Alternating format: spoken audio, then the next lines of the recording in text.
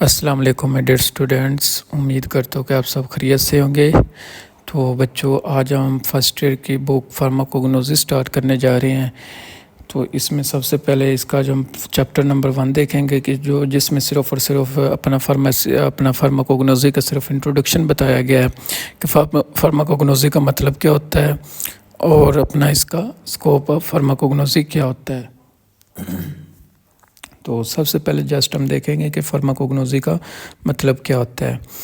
तो बच्चों, फार्माकोग्नोसी जो है ना, इसका बेसिकली ये साइंस की एक ऐसी ब्रांच है जिसमें हम स्टडी करते हैं क्रूड ड्रग्स के बारे में।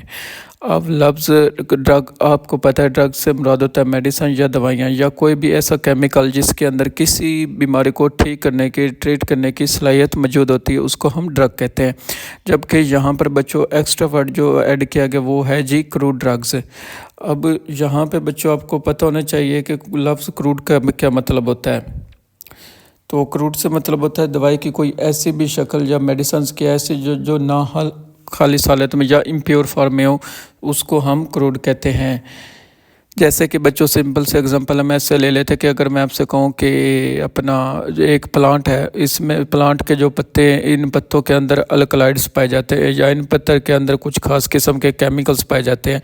अगर आप उस पत्ते के अंदर से उस केमिकल को अलग कर लेते हैं किसी भी केमिकल प्रोसेस के ज़रिए से, जैसे कि आप एक्सट्रैक्शन करके उसको केमिकल को अपना अलग कर लेते हैं, वो जो केमिकल आपने किसी केमिकल प्रोसेस से गुजार के उसको अलग किया, उसको हम कहते हैं जी प्योर फॉर्म ऑफ ड्रग। जबकि बच्चों पत्ता है वो impure form of the drug है। इम्प्योर से मुराद ये है कि उसके अंदर, पत्ते के अंदर सिर्फ और सिर्फ अल्काइड्स मौजूद नहीं होंगे, बल्कि उसके अंदर और भी बहुत सारी चीज़ें मौजूद होगी।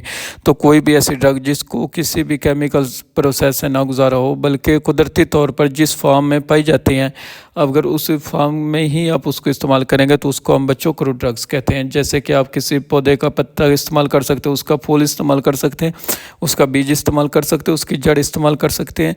तो अगर आप इन तमाम चीज़ों को बच्चों डायरेक्टली यूज़ कर रहे हैं, बगैर किसी केमिकल आप गुजारे इनका इस्तेमाल कर रहे हैं, तो इससे जो दवाई आपको मिलेगी उसको हम ड्रग नहीं कहेंगे, बल्कि हम उसके क्या कहेंगे जी, क्रूड ड्रग्स कहेंगे। अब मार्केट के अंदर बच्चों जो टैबलेट्स देखते हैं, कैप्सूल्स देखते हैं, ये जो कैप्सूल से टैबलेट्स बनाए जाते हैं, इनके अंदर भी ड्रग्स मौजूद है। लेकिन जो इनके अंदर ड्रग होते हैं उसको हमने पौधों से निकाला होता है, उसके अंदर उसके ऊपर अपना केमिकल प्रोसेस किया, तो उसको प्योर करके हम मार्केट के अंदर सेल करते हैं। इसलिए बच्चों हम उसको ड्रग या मेडिसिन से कहते हैं। बट जब आप उसको डायरेक्ट पौधे से निकालते और किसी किस्म का प्रोसीजर अप्लाई नहीं करते और उसको दवाई को या उस पौधे को हिस्से को एज सच इस्तेमाल करते हैं, तो उसको हम क्रूड ड्रग्स कहते हैं। तो उम्मीद करता हूँ कि आपका ये कंसेप्ट क्लियर हो गया होगा। तो बच्चों, फार्माकोग्नोसी हम किसकी स्टडी करते हैं? क्रूड ड्रग्स की। ये इसका की पॉइंट है कि फार्माकोग्नोसी के अंदर किसकी स्टडी की जाती है? क्रूड ड्रग्स की। नेक्स्ट जो एमसीक्यूज आपके अंदर अपना आपके पास एमसीक्यूज आ सकता है वो है जी कि फार्माकोग्नोसी किस ज़ुबान का लफ्ज़ है। तो वो फार्माकोग्नोसी जो है बच्चों, ये ग्रीक ज़ुबान का लफ्ज़ है। दो ग्रीक वर्ड है, एक फार्माकोन जिसका मतलब होता है ड्रग और दूसरा वर्ड जिनोसिस जिसका मतलब होता है नॉलेज।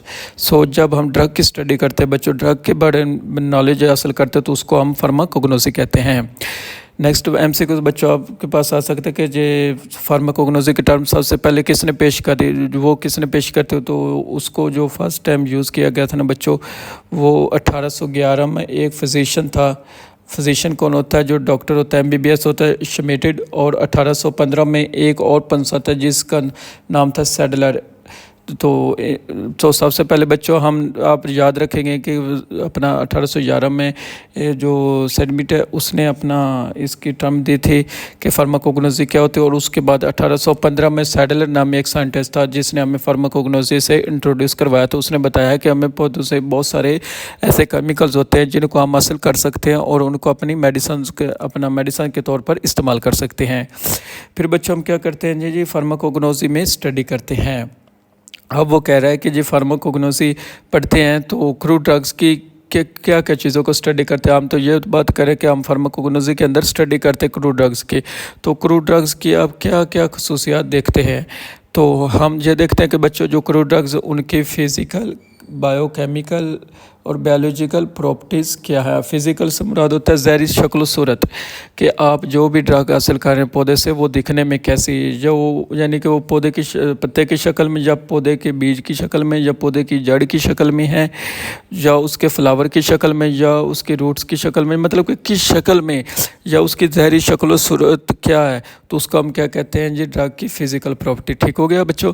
बायोकेमिकल प्रॉपर्टीज़ क्या होती है जी? बायोकेमिकल प्रॉपर्टीज़ ये है कि आप पौधे का जो भी हिस्सा इस्तेमाल कर रहे हैं, चाहे वो आप रूट्स यूज़ कर रहे हैं, चाहे आप अपना फ्लावर यूज़ कर रहे हैं, आप उसके पत्ते यूज़ कर रहे हैं, या उसका लीफ यूज़ कर रहे हैं, मतलब कि उसके अंदर कौन से केमिकल्स मौजूद हैं। अगर आप किसी भी पौधे के अंदर मौजूद केमिकल्स को स्टडी करते हैं तो उसको हम कहते हैं जी उस ड्रग की बायोकेमिकल स्टडी करते हैं। यानी कि अगर आप पत्ता को तोड़ कर लाते हो तो उस पत्ते के अंदर कुदरत ने बहुत सारे इंग्रेडिएंट्स रखे होते हैं।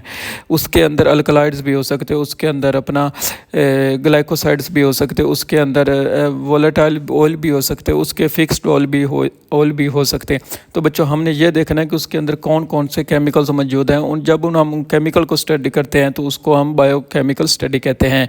तो आखिर में आता है जी बायोलॉजिकल प्रॉपर्टीज़।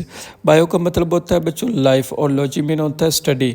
फिर हमने देखना होता है कि जो केमिकल हमें पौधे से मिला है उसका इंसानी ज़िंदगी पर क्या फ़ायदा होता है।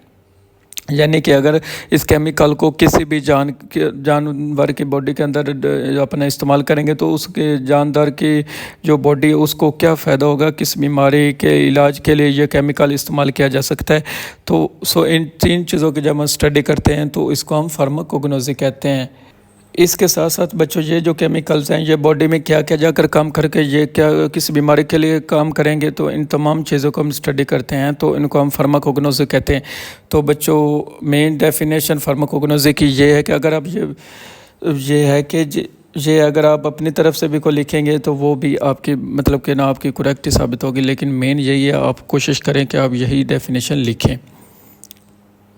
नेक्स्ट है जी हमारे पास स्कोप ऑफ द फार्माकोग्नोसी के जो फार्माकोग्नोसी का कंसेप्ट उसको अपना स्कोप को देखेंगे कि आपने अब नेक्स्ट जितने भी चैप्टर पढ़ने फार्माकोग्नोसी के तो उनके नेम्स जो है ना जस्ट वो भी आप इधर स्कोप में लिख सकते हैं। जैसा कि आपने अभी फार्माकोग्नोसी पढ़ी है कि फार्माकोग्नोसी में एट लीस्ट चैप्टर तो देखे ही होंगे बच्चों को, तो हम ये कह सकते हैं तो फार्माकोग्नोसी जो है वो हेल्प आउट करती है। या फार्माकोग्नोसी के अंदर हम किस चीज़ को स्टडी करते हैं, हम क्रूड ड्रग्स को स्टडी कर सकते हैं। इसके पॉइजनस प्लांट का चैप्टर पढ़ा है उसको आप अपना स्टडी कर सकते हैं कि सारे के सारे पौधे फ़ायदेमंद नहीं होते, कुछ प्लांट ऐसे भी होते हैं जो पॉइजनस होते हैं, तो लाजा में उनसे अवॉइड करना चाहिए। इसके साथ साथ क्रोमेटोग्राफी पढ़ा हमने, एंजाइम्स का चैप्टर पढ़ा हमने, हाइपर सेंसिटिविटी का चैप्टर पढ़े। तो हम कह सकते हैं कि जी हम अपना फार्माकोग्नोसी हमें बताते हैं कि बॉडी के अंदर कौन कौन से एंजाइम्स मौजूद हो, तो बॉडी के अंदर किस तरह से काम करते के साथ साथ फार्माकोग्नोसी हमें बताते हैं कि अपना हाइपर सेंसिटिविटी का अपने चैप्टर पढ़ा। या आप ये भी कह सकते हैं कि फार्माकोग्नोसी हमें बताती है कि एलर्जी क्या होती है और एलर्जी का ट्रीटमेंट हम कैसे इस्तेमाल कर सकते, कौन कौन से पौधे इस्तेमाल करके हम एलर्जी का ट्रीटमेंट कर सकते हैं। तो जो आपके चैप्टर के नाम से हैं आप सारे के सारे अपना स्कोप के अंदर लिख सकते हैं। तो बच्चों इसके थोड़े से ये 4-5 से अपना लिखे हुए हैं कि पहले ये कि ये अपना फार्माकोग्नोसी के अंदर हम स्टडी करते हैं जी क्रूड ड्रग्स को। ठीक हो गया, सबसे पहले तो आपने ये याद रखना है, ठीक है। उसके अलावा हम ये स्टडी करते हैं कि जो ड्रग होती है या जो प्लांट्स होते हैं उनकी काश्तकारी कैसे करनी है। कभी आपको पता हो तो कि आपने घर में पौधे लगाए हों तो हर पौधे का एक टाइम होता है कि उसका बीज इस मौसम में बोना चाहिए, इस मौसम में ये फल देता है, इस मौसम में ये फल देता है, ये फूल देता है इस मौसम में, या ये अपना जो इसके ऊपर इस वक्त फ्लावर आते हैं तो उसका एक ख़ास टाइम पीरियड होता है। तो बच्चों हमें ये पता होना चाहिए कि अगर हम किसी पौधे से केमिकल हासिल करना है तो सबसे पहले हमें ये पता होना चाहिए इस पौधे को किस मौसम में उगाना है, इसको किस मौसम में काश्त करना है कि उसकी ग्रोथ अच्छी हो, ताकि हमें ज़्यादा से ज़्यादा केमिकल मिल सकते हैं। तो पौधे के बारे में आपको सबसे ज़्यादा नॉलेज होनी चाहिए। उसके बाद है जी कलेक्शन बच्चों ये होती है कि जो पौधा जब भी जो आपने लगा दिया उसको प्रॉपर आपने तवज्जो दी, अब पौधा बड़ा हो गया तो उसके ऊपर प्लांट्स के ऊपर जो अपना फूल और फल आना शुरू हो गए या बीज लगना शुरू हो गया जिससे आपने ड्रग निकालना है। तो सेकंड मेथड आपको ये पता होना चाहिए कि इस पौधे से आपने ड्रग को कैसे निकालना है। आपको पता होना चाहिए कि ड्रग इसके पत्ते में या इसके अपना फ्लावर में या इसके बीज में, जिस बीज में अपना ड्रग है तो उसके निकालने के लिए आपने कौन कौन सा मेथड इस्तेमाल करना है ताकि जो आपका केमिकल जो वो ज़ाया ना हो। इसके साथ साथ जब भी आप कोई भी ड्रग कलेक्ट करते हो उसको आप ड्राई करके यूज़ करते हैं। ड्राई बच्चों में इसलिए करते हैं कि जब भी आप किसी चीज़ को ड्राई फॉर्म में अपना ले लेते हैं तो उसके अंदर से जो मॉइस्चर है वो ख़त्म हो जाए, नमी ख़त्म हो जाती है और वो चीज़ ड्राई हो जाती है। और जब किसी भी चीज़ के अंदर से मॉइस्चर को आप रिमूव कर देते हो उसके ऊपर जो जरासीम जो है रहने के चांसेस जो हैं वो जरासीम जो हैं वो वहाँ पर सर्वाइव नहीं कर सकते और एज ए रिज़ल्ट आपका जो प्रोडक्ट है वो लंबे टाइम तक चल सकता है। तो इसलिए आप ज़्यादातर जो मेडिसिन बनाते हैं वो ड्राई फॉर्म में बनाते हैं, जो हम हालत में जो चीज़ें स्टोर करते हैं कोशिश करते हैं कि उसके अंदर से मॉइस्चर को रिमूव कर दें। फिर ये कि जो भी आपने केमिकल पौधे से निकालना उसको आपने कैसे स्टोर करना है, उसको किस तरह के बर्तन से स्टोर करना है, प्लास्टिक में करना है या उसके शीशे के कंटेनर में करना है या फिर उसको मेटल जार में करना है, इसके अलावा आपने किस टेम्परेचर पर उसको स्टोर करना है, ये सब चीज़ें मैटर करती हैं। जो फिर पैकेजिंग है, पैकेजिंग जब आपने करना है उसके ऊपर क्या क्या अपना मेंशन करना, क्या क्या लेबल करना, क्या क्या प्रिकॉशंस अपने ऊपर लिखने। जब आपने देखोगे इमल्शंस बनाए जाते हैं या सस्पेंशन बनाए जाते हैं तो उसके ऊपर आप मेंशन करते हैं कि shake will be before use, के यूज़ करने से पहले चीज़ों को अच्छी तरह हिला लें मेडिसिन को। तो पैकेजिंग करने के लिए आपने बहुत सारी चीज़ें देखनी होती हैं बच्चों। इसके अलावा जी एलर्जन ट्रीट्स टू एलर्जी, क्या एलर्जेंस क्या होते हैं, फार्माकोलॉजी ये भी बताती है कि एलर्जेंस क्या होता है और उसको हम कैसे ट्रीट कर सकते हैं। एंजाइम्स क्या होते हैं कि जो एंजाइम्स का ये भी चैप्टर हमने पढ़ना है कि हर्बल ड्रग्स क्या होता है, क्या अपना बीमारियों के इलाज के लिए किस तरह से उनको इस्तेमाल किया जाता है। तो हर्ब्स में का मतलब होता है बच्चों जड़ी बूटियों, वो दवाइयाँ जो जड़ी बूटियों से इस्तेमाल की, जैसे डिजिटलिस है, सेन है, केशिया है, एफिड्रा है, ये सारे के सारे बच्चों जो केमिकल्स होते हैं ये हम पौधे से हासिल करते हैं और इसको हम मुख्तलिफ बीमारियों के लिए इस्तेमाल करते हैं। जैसे डाइजेक्शन ये दिल के अपने इलाज के लिए इस्तेमाल होता है। जैसे कि हमारे पास ग्लाइसलाइजरा है, मिलेटी है, वो गले के लिए बहुत अच्छी है, गले को साफ़ रखती है। तो इसी तरह से बच्चों जो हमारे पास कैथरेंथस ये भी एक प्लांट है, ये विनक्रिस्टिन और विनब्लेस्टिन केमिकल निकलते हैं, ये हमारे कैंसर के लिए इस्तेमाल के लिए बहुत अच्छे हैं। तो बच्चों हमें ये पता नहीं कि हर्बल ड्रग्स में कौन कौन से केमिकल्स और किस किस बीमारी के लिए हम उनको यूज़ कर सकते हैं। तो लास्ट में हमें यह भी पता होना चाहिए कि सारे के सारे फ़ायदेमंद पौधे जो हैं वो अपना फ़ायदेमंद नहीं होते, कुछ ना कुछ पॉइजनस प्लांट भी हैं। तो इन पॉइजनस प्लांट से हमें किस तरह अवॉइड करना, किस तरीके ताकि हमारी बॉडी के अंदर कोई किसी तरह की कोई भी टॉक्सिसिटी ना रहे। तो उम्मीद करता हूँ कि बच्चों आपको ये लेक्चर अच्छा लगा होगा, सही तरह समझ आ गया। अगर कोई बात मिस हो गई, सही तरह समझ ना आई हो तो आप कमेंट सेक्शन में लाजिम पूछ सकते हैं। तो इंशाल्लाह नेक्स्ट टाइम पढ़ेंगे, तब तक के लिए इजाज़त दीजिए। अल्लाह हाफिज़।